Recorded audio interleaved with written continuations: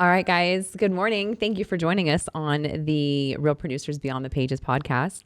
We are here live in studio in the incredible Trestle Studios with Troy Trestle. He is your man for anything branding video wise. So give him a call. I'm your host, Samantha Lucciarini, and we are here today with preferred partner Aaron Clark of Motto Mortgage and Realtor Stephen Myers, the fearless leader of Urban Cool Homes with EXP. So today, our topic is going to be about mortgages and saving money and just all the fun things that real estate has to offer, everything in between. So on that note, Aaron, do you want to start us off? Tell us why'd you invite this guy on? Well, honestly, I'm always trying to learn from him. Okay. He's doing amazing in the real estate business. I believe he was number one team in Kansas last year For EXP. Get it straight. Yeah, and I really just admire what he's doing in the real estate business. Yeah. And I'm trying to emulate my own business after his model as well. So I thought he would be a great addition to bring on. I think that's brilliant. I mean, you show me your friends, I'll show you your future. Yeah. You know, who you are. Yeah. Who you surround yourself with is who you'll be. All right, Stephen, why are you friends with him? Well, I mean, the biggest thing is kind of, going on the same point that he's saying is, people, a lot of the people in the mortgage industry just don't put themselves out there. They don't really try to grow beyond just, hoping to get some deals. So Aaron really puts himself out there, has really great marketing, has a really good business sense, and has a really good growth trajectory where a lot of people in mortgage I don't see that from them. Yeah, they're not hustling. Is it the funny daily Facebook posts that really drew you in? I feel like that was the gateway. I don't even know where he gets those from. Like, I'm just like I don't know, but you're nailing it. I wake up in the middle of the night sometimes with a funny joke, and then I just pass out and don't remember coming up with it. So, yeah. Yeah, I don't know. I like it. Okay. Cool. All right. So Aaron, tell us a little bit about your success in this industry. Like, what does a typical day look like for you? Well, I wake up and then I question myself as to why I'm going to work. Yeah. No, Why? I'm kidding. Why am I doing mortgages in 2023? Every day is it's a challenge. Every day is completely different. So it's really important to kind of time block my day and really just plan out my week because I run out of time pretty quickly. So Sure. That's probably the biggest thing that I can do for my day to help keep things going. So that's pretty much what my day-to-day is. Just in the morning, I usually get to the office around 8:30. Usually email follow-up from there. Usually I just look at my pipeline, make sure that everything's still going the way it should be. Usually I have a lunch scheduled around 1 or 2. Like whining and dining realtors? Yes. Yes? Yes. Smart. And I'm also part of a B&I group, so I do that as well. I have to... Yeah, you got to meet with do your them. homework for Yeah, B&I. yeah, It's a so- lot. Which B&I group are you with? I'm with the ICT Hall of Famers. All right, that's Yeah, right. Yep. Shameless plug there, guys. Yes, go ahead, do it. Yeah, I visited them a few weeks ago. It was a lot of fun. Yeah, It was loud. Yeah, exactly. So after that, I just go back to the office and really just look at my marketing and make sure that I'm doing well there. And then I usually leave the office around 4 or 5, but the work doesn't stop. As soon as I get home, Sure. I usually have a few phone calls from some partners and clients that I still have to wrap up by the end of the day. So Yeah. Yeah. Then you have real producer happy hours, just all those fun things. yeah. That's true. Okay. What is the craziest mortgage story that you could gosh. recall without naming names? You can give them fake names. Or closing. Yeah. Just anything that was just, I'm sure a lot of you lenders have had, someone that goes and buys a car a few weeks before closing or stupid things like that. But anything real juicy comes to mind? I did have one borrower who just completely self-sabotaged his closing. Eventually he did close, but it took a lot longer than it should have. Okay. What did he do? He did buy a new car in the middle of the process. Nailed it. He did some other things too. There's a bunch of cash deposits that he made as well that we couldn't source. And yeah, like everything that you're not supposed to do during the process of buying a home, he did it. He did it. Yeah. So Is that where you got a couple of gray hairs from people like that? yeah. Yeah, I didn't look like this a year ago. Yeah, no, I bet. That's probably more for realtors than actual clients. So. Yeah. Yeah. A lot of can see that. crybabies. No, Yeah. I'm kidding. I love my partners. Yes, no, we all can cry sometimes. It's Yeah. fine. Not your partners, the other realtors. Yeah, yeah, exactly. Yeah. What is your 5-year goal with My Motto 5-year goal Mortgage? With Motto Mortgage, really just continue to grow the team. Mm-hmm. We have a pretty solid foundation right now, and really it's just to fine tune our processes, make things more automated, and just continue to grow. Nice. I like that. I would like to be the Number largest number one, All right. broker in Kansas. Well, what is measured changes. So it sounds like you're keeping track of that. All right, Mr. Steven, Yes. let's talk about this incredible last few years we've had in real estate. What were you always passionate about real estate? Is this something you always knew you wanted to do? And if not, when did that change? No, I mean, my backstory is I was originally a aerospace engineer, and I climbed the corporate ladder. And about 10 years in, I started getting into investments and flips and rental properties. And I was working at this consulting company in town, and they were getting really frustrated that I was doing this in my evenings, even though I kept it really, wasn't doing it during work, made sure it didn't cross over. But they were just really frustrated. So they kind of gave me an ultimatum, like, hey, you need to quit doing real estate, or you need to quit doing this. And I'm like, okay, well, I'll quit doing this, They probably weren't expecting that answer. Yeah. So I didn't really Whoops. get it. They were in their 60s, and I'm just like, guys, like, if I went home and watched TV, you'd be totally cool with that. Right. But the fact that I'm, trying to grow my net worth and whatever, like, that's not cool for you. So just didn't make a lot of sense. But of course, those are the kind of guys that are, post 65 still working because they didn't save any money, or there you go. They have a 401k, whatever it is. They can't wrap their mind around it. Yeah, exactly. So that's how I kind of got started. Didn't really want to be a real estate agent. Thought I didn't really, as an investor, you didn't think highly of a lot of real estate agents, which now I totally get, because when you get investors coming to you, you're like, oh God, because a lot of them don't. You have to up your game. You have to treat them totally different. Well, some of them, the ones that I work with consistently, they're I really appreciate them, but there's a lot of people that are pretenders, that they take you around 40, 50 homes, and they don't buy one single home. And, yes. So I totally get why, when you say you're an investor, they hesitate. But so I decided to go, into it in 2000, fully into it in 2018, because I was, the flipping business started to get slow because of people just buying crazy prices, and margins went down. So I'm like, you know what? Yeah, houses got so expensive. I'm going to give it a go. And then I kind of just fell in love with like sales and the process and all that. So then just kind of been focused on that. And in 2020, I really started hitting it hard on just kind of, automation, bringing on team members to help. And then just kind of, the growth trajectory took off from there. So also really good coaches, like a lot of really good coaches along the way. Sure.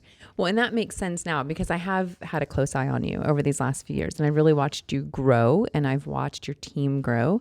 And there's something there. There's a couple of things there. There's some magic. There's things that some people probably don't understand, myself included. But knowing that you've got this engineer background makes perfect sense, that you can implement systems and make things automated. And that's how you are doing the work of 2 or 3 people, because I don't think that you are not sleeping, but and I think that most people would feel like they'd probably have to just work nonstop to be able to achieve what you've achieved. But that makes sense now with the engineering brain. Yep. Okay. I like it. So how do you deal then with all of the unknowns in real estate, right? Like every day is different. Every person you're training is different. It's not a one size fits all with, I mean, everyone wants to say, real estate's different every day, but I don't ever buy that, because there's enough outcomes that are predicted to be, like there's not like an infinite number. There's a certain number, and then you just kind of plan accordingly. Like maybe they don't all fit in a box perfectly, but you can kind of, hey, this kind of works for most things, right? And then you kind of have things that if we ever do get outside that loop, then we can open that loop and close it later. So that's what, when people tell me that you just can't ever predict anything, then because there's a lot of unknowns, I'm like, there really isn't a lot of unknowns. So, just like people are like, oh, there's so many objections. Well, if you actually really go through how many objections people have when it comes to buying real estate, there's only really like 10, Yeah, you break them down to the foundation. Yeah, exactly. So once you kind of just start putting those pieces together, then you can start building it from there, So that's just what people, it's an excuse that people, if you really don't think deep. It's lazy. It's lazy thought. Lazy thought. Yeah. I mean, you've changed my mind. I realize now that I've always told people every real estate deal is different. Every deal has a different, a different feel. There are infinite outcomes. I've definitely been guilty of saying or thinking that, but that is a limited belief, right? I mean, you're right. If you break it down and you stay open-minded, then it makes a little bit more sense. Yeah. And then you just like, hey, I want things to break the process because then I can learn more. Yeah. Make it better. Yeah. Yeah. That makes sense. I like that. Okay. We're learning something today. Outside of your time of doing real estate and building teams and building your wealth and your empire, what do you do with your free time if you have any? What are you supposed to do? I don't know. He works. That works of in a his true free entrepreneur. time. Yeah. Coming up with more ideas on how to streamline processes. I mean, you just constantly, I mean, at this point, it's still constantly learning from like the great marketers on like how they're building their funnels and all that stuff. So I'm just obsessed with it right now, and just kind of going with that, and then, building onto skill sets in other ways. I mean, obviously, that's kind of where I'm at right now. So. Okay. What does your team consist of right now? How many people on your real estate team? We have about, I want to say we're close to 40. That's amazing. So we have about 35, I think 30 to 35 realtors. We have 5 ISAs. We have a operations manager and a operations associate. And then we're bringing on a marketing guy next week. So yeah, that's kind of. That's amazing. Where we're at. That's a lot of people. Yep. Very good. That's tremendous growth in a couple of years. How would you describe our market today? We are in mid-February of 2023 for anyone that watches this a few years down the road. How would you describe our market here in Wichita?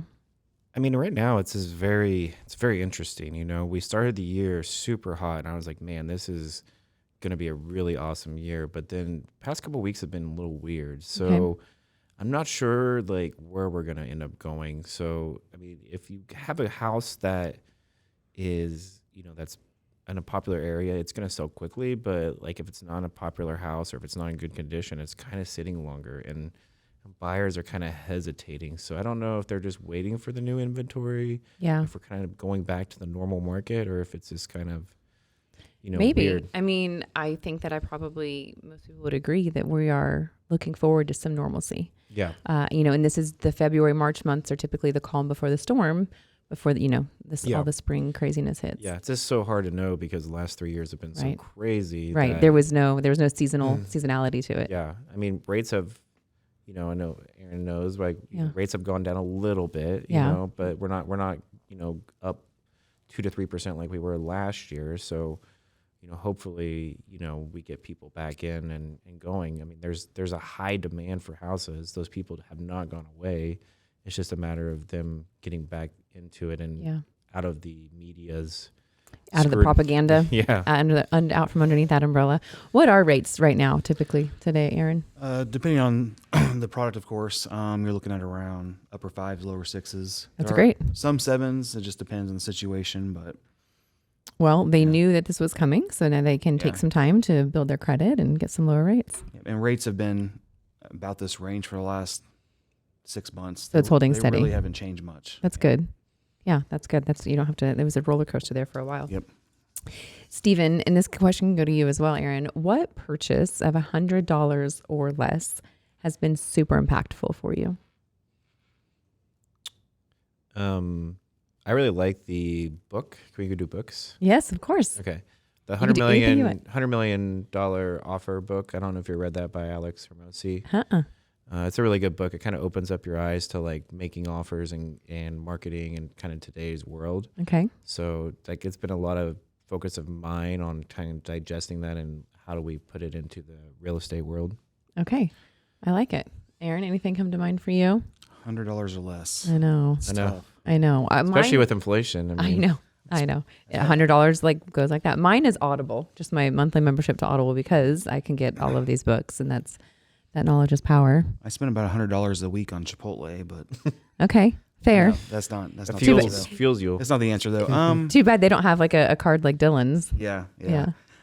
Right now, I'm actually trying to pay for a lot of training right now, just in different areas of my business, and usually it's not that much. Yeah. But I mean, Education once you is add it always up, great. Yeah. But just trying to just learn a few things, and this industry is ever changing, so Yes. we have to keep up with it. And really, Yeah. that's what Or I'm you'll doing. get left behind. So more or less, just Okay. yeah. Those are boring answers, you guys. I No, I'm know, kidding. I know. It's okay. I accept them. I mean, No, it's we okay. could come up with more interesting ones if you want. I don't That's know. okay. Spit it out at any time. We've got 30 minutes. What failure or an apparent failure do you feel like really actually set you up for a lot of success? My first couple years of real estate were really hard. So I think that that's really what has set me up for success. Because when I went into real estate, coming from, a really successful corporate background, I was like, oh, this is going to be Easy. cakewalk. Yeah. Like this is so easy. And I kind of way overestimated that, That's very honest. And so it kind of, kicked me in the nuts a little bit, So I don't know if we That's can say okay. that. You can say that. Yep. Wasn't the F word. It's so, not the F-bomb. You can say it. We're good. We're good, Troy. Okay. So yeah, it definitely did. No, I mean, that's honest. Humble me. And so like what I thought was going to be super easy, wasn't. And then that's when I really started to get into like, okay, well, how do we build this? You know? How can you make it easy? How can you learn it so well that, okay, that makes sense. Yeah. Aaron, do you have any of those aha moments where in the moment it just felt like complete crap and failure, and looking back you're like, you know what, that was a blessing? Pretty much everything that I do. Okay, fair.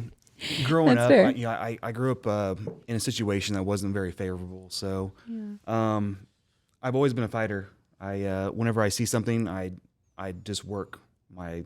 Can I say that? Yep, you can I say work it. my ass off. Do it. And I don't stop until I figure it out. So Smart. I never want to be in that position again, Yes. and I never will be. Yes. So I just continue to work. I can relate. Yeah. So some days I overwork, and but I don't see it as that though. Yeah. I see it as building. building the legacy. Yeah. Building Because you have a something to little be one proud now. of. Yep. Yep. How old is that little one? I have two little ones. Okay. He's almost 5. Okay. And my little girl, she just turned 3. Yes. Okay. And that's when we were first meeting, because that little girl was about to be born. Yeah. Yep. I remember that. A quote that I discovered recently, which makes complete sense to this, is that success is on the same road as failure. It's just a little bit farther down the road. Right. And so we only fail if we give up. And I know that neither one of you are going to be like that. So, all right. Real quick, Aaron, what do you want our real estate industry to know about you and Motto Mortgage specifically? How do you want them to use you? When do you want them to use you? Why would they use you? This is your elevator spiel time. Like, Okay. yeah. Man. So just shamelessly, just promote. Well, I try to keep things light. I try to keep the industry, a little bit on the Yes. comedy side. Yes, some humor, Very- much needed humor. Very easy to work with. Mortgage is boring. Yeah. Nobody wants to talk about mortgages. No, it's not fun to talk about your money or No. letting go of your money or No. going into debt. None of that's fun. So I try to keep it light. I try to keep it fun in the workspace. And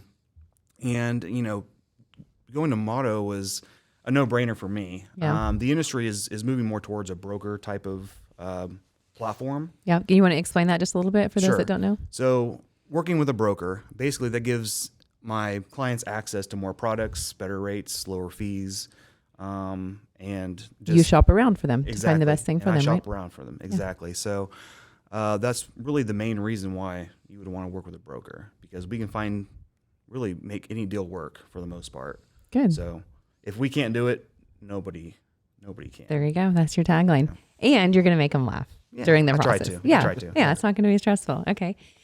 Stephen, similar question to you. Why you? Why the Urban Cool Homes team? Well, what we're building is we are really focused on the agent experience and the client experience. So, our team, especially our leadership team, is constantly focused on how do we improve that? How do we make the agents more successful? How do we make the clients have a really good experience? So we're constantly building that and just focusing on that. nonstop. We're just obsessed about it. So That's great. So, we have agents coming in, first year in the business, making 100 grand plus. I've seen it. Yes. It's been Yeah. incredible. You're changing lives. Yeah. And we're making, and then we're, getting really high reviews. We're delivering survival boxes to clients when they sign up by our agency. We have. What does that mean? Tell us what a survival box is. I haven't heard of this. Yeah. So like we deliver to their house a box that has 2 coffee mugs in there, has some coffee from local roasters, has some chocolate from Coco Dolce. And it just has like a little, handwritten message in it. It just says, "Hey, thanks for picking us. I hope this will help you on your home buying journey or home cool. selling journey." So just like those little touch points in there, just to kind of, we want to be, it's like if you read the $100 million offer book, there's a quote in there that says, "There's no room for the second cheapest guy in the market, but there's a lot of room for the most expensive person in the market." So we're going to focus on quality and I like that. being that. So we're going to put those points in place. We're not going to focus on cost. We're going to focus on experience. So I like that. And I do genuinely see that, as I'm watching social media, because I remember we met when you were at Strategic Workplace, and I was just, the thing that I remember most is you were very reserved, but you had these hot pink signs. I'm like, this is going to be great. I'm so happy to see hot pink signs in Wichita, because I would see them in Kansas City forever. But I think I can just see it from my perspective as I'm watching everyone in the industry, that you are genuinely focusing on the experience. And a lot of agents, some agents don't. Some agents, the first thing they do is calculate 3% of what that sales price is going to be, right? And that's really the only thing that they stay focused on. And I think that when you really are focusing on the client, all of these other things will come. Yep. And it's neat to see that. Yeah, exactly. And I think, for us to, and I know Aaron alluded to it as well with mortgages, you have to be focused on tech. Like, tech is going to crush us if we don't focus on it. So like the individual agents, I don't know how long they have left, just going to put it out there, but because tech right now is everything. Well, we're seeing all the AI. We're seeing what Yep. ChatGPT can do now. Yeah, exactly. I mean, it's the propaganda and the fake news and all of that's only going to explode more. So you have to stay abreast of this knowledge so you don't get taken by it. Yeah, exactly. So, so we're building for the future to take into account all that happening. So yeah, it's crazy how fast things are changing, and I can't They imagine really are. And they're just going to change faster. Yep. That's just the way tech works. So, you either got to be, if you're an agent, focus on your tech stack right now, because you don't have time to wait. Good. Good advice. That's true. You can't wait. Okay. You've mentioned that book a couple of times. Do you have any other favorite books or like a lifetime favorite book? Lifetime favorite book. I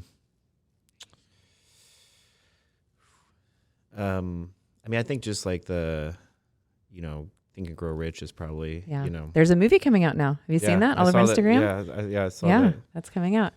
Favorite book? I have a lot. I really enjoyed reading Can't Hurt Me by David Goggins. Oh, dang. And actually, I Yes. just bought his second book, so I haven't started it yet, but it's Okay. actually in my book bag. So All I right. didn't even know he had one. he just came out with it. Nice. I think it's called. That's okay. No, we all know David Goggins. I'll know very shortly. But yeah, he probably has no he's toenails not left. allowed to be on the podcast. No, that's for no. sure. He'd probably make me get down and do 1,000 push-ups before we even started. Like, you're out. You're kicked off the show. What advice do you have for agents wanting to get into the business right now? I think really think about when you get into the business that that you treat it like a business. I think a lot of people just think that, it's going to come easy, and I can tell you it doesn't. So, treat it like a business, create a, marketing plan, create a self-development plan, and really look for a mentor or join a team, So, I can't recommend joining a team high enough, but if that's not what you want to do, like, definitely find a good mentor. Yeah, I agree with that. What advice do you have, Aaron, for anyone looking to maybe change industries or get into the mortgage industry? Really, just to add on to what Steven said, with your business, work on your business, not in it. Always continue to grow and build. And if you treat it like a business, 100%, you'll grow. Yeah, and if you don't give up. So really, he had the best answer. Okay, all right, just ditto. Yeah. Ditto that. All right.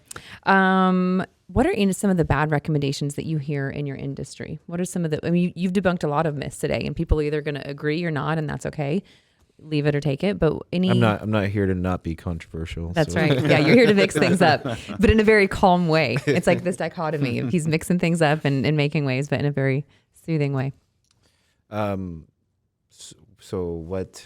Yeah. Any bad advice that you're hearing, that, you know, that people come to you and they're figuring out where to land in real estate. What's something that you're like, that's, you know, you've already given a couple, so you don't have to answer again. Yeah. But I mean, I think I just hear, you know, people ask me a lot of questions, and I'm very open, you know, like collaboration and contribution is like two of my big core values, you know, so like I don't care who you are or what you do. If you call me, I'm going to give you advice, even though you're my competition. Like, yeah, I think, you know, strengthening my competition strengthens me. the rising tide. Yeah. So I'm always open-minded for everything, but I just get people, it's funny, they call me, I'd give them advice like, hey, I'm thinking about doing a website and this is what I'm thinking. I'm like, hey, these are the couple recommendations that I will give you based upon, because I'm constantly looking at everything in the market. And then they go a different route, where they get sold by someone or they decide to go a little bit cheaper. And then like 6 months later, they're like, hey, what was that website again you wanted I should do? You know, and I'm just like, Yeah. you know, so it gets a little like, I'm just like, come on, like, you know, I'm not like over here trying to sell you anything. Like, Right. Yeah. You're just giving honest advice that you So- think is the advice you're taking yourself. yeah. So, I mean, I think that's just what people, again, you know, we go back to not treating it like a business. They try to cheap out, you Yeah. know, which I totally get. Like, it's hard, right? Because real estate is like, you start just in mortgage, right? You start and you're not going to get a check for 3, 4, 6 months, right? That's right. So, You only eat what you kill in these industries. yeah, It's so tough. so you are like, well, I got to spend this much money and I don't know if I'm going to Even so- survive. Yeah. Or yeah, even see even- a closing. even see a closing. So, but I think like if you don't do it, then you're not going to get successful. So the first thing I always tell everyone, and people never take the advice, is like, get a CRM. You have to get like from day one. Yes. Track anybody that you think may, buy or sell or recommend you to someone at some point, and just start putting them in there, because that's like, That's golden. That Yeah. data is priceless. yeah, and that's what the race is all about, is data. Yep. For sure. That's what the race is. I like So. that. Okay. Any bad advice you're hearing about people wanting to get into mortgages that you'd like to debunk? Not really bad advice. I will say that a lot of lenders and realtors get into the business for the wrong reasons. Yeah. They think it's going to be a very easy business to just start up, Yeah. and just from nothing and get their first deal in the first day. And that's definitely not how it is. So, I've had a few lenders under me, and my advice to them is always to show up to the office. You can't get any work done. You can't learn, especially if you can't learn from me Right. when you're at home. So I would say that's probably the best advice I could give. Yeah. Just show up. Just show up, Be present. be present, and you're going to learn a lot of things that you didn't even plan on learning just by being in the moment, Yeah, and just being absorbing. in the environment. So, Yep. yeah. That makes sense. Okay. I like it. All right, gentlemen, we are nearly done, but we're going to end with a fun speed round of questions. And what's even better is that you guys didn't look at the outline before, so you have no idea what's coming, and that makes it even better. Unscripted. It's totally unscripted. Would you, and these questions go to both of you, and I don't care who answers first, would you rather be covered in fur or scales? And you can give a why if you want to. This is always the tough. best part. I'm hot-blooded by nature, so Okay. I'm going to have to go with scales. Scales, okay. I just feel like fur because it feels nicer. I don't know. Okay, would you rather, Troy will appreciate this one, would you rather go to jail for a year or not leave, or go to jail with a Rubik's Cube and not leave until it's done? I mean, you're gonna Rubik's figure Cube. It. Yeah, Rubik's cube. For sure. All 100%. right. I just thought it was, I thought that was, That was- far that was more an easy one. hilarious than when I first heard it. Okay. Would you rather be able to tell the future or go back in time? Too bad we don't have a drinking game this morning at 9 a.m. Definitely tell the future for sure. Future? Okay. If you go back in time, will you still retain that same knowledge that you? Aaron, I just need you to answer that. I mean, it's your answer, so you can, if you want to stipulate it, that's fine. Maybe go back in time. Okay. Yeah. but still having the knowledge of today. Yes. Okay, like Benjamin Button, but like okay. I think that would be terrible to go back in time if you didn't know any, like just get to relive all that agony. I can go through all my stupid mistakes again. Okay, Exactly. Yeah. maybe. I will edit my questions for next month. Okay, guys, thank you for improving. Would you rather live in a new build or 100-year-old home? 100-year-old home. You better have a good handyman. Okay, Steven? You're looking at him. Okay, there we go. Yeah, I would say 100-year-old home as well. 100? Okay, all right. Would you rather have all of your conversations from this point moving forward either by phone call or by texting? Phone call for sure. I hate phone calls. Okay, Texting. all right. Nailed it. I love phone calls. Text messages take way too long. Unless you knock- speak to text, right? Well, I know, but you can just you can drag out a text conversation for an hour. Phone Yeah. call takes 2 or 3 minutes. That's true. That's true. Would you rather lose the ability to read or write? Right. Right. Okay, so we can still read. Cats or dogs? Dogs. All right, then that's we are congruent there. That's good. All right, gentlemen. Well, thank you so much for just taking time out of your busy schedule to both of you and for letting me talk you into coming on this. And then we have a model here in our marked publication, so everyone stay tuned for that partner spotlight on Aaron Clark with Motto Mortgage. And we are thrilled that you guys are listening. So be sure to just subscribe so you're not missing any of our Beyond the Pages podcast. And that's a wrap. Thanks, guys.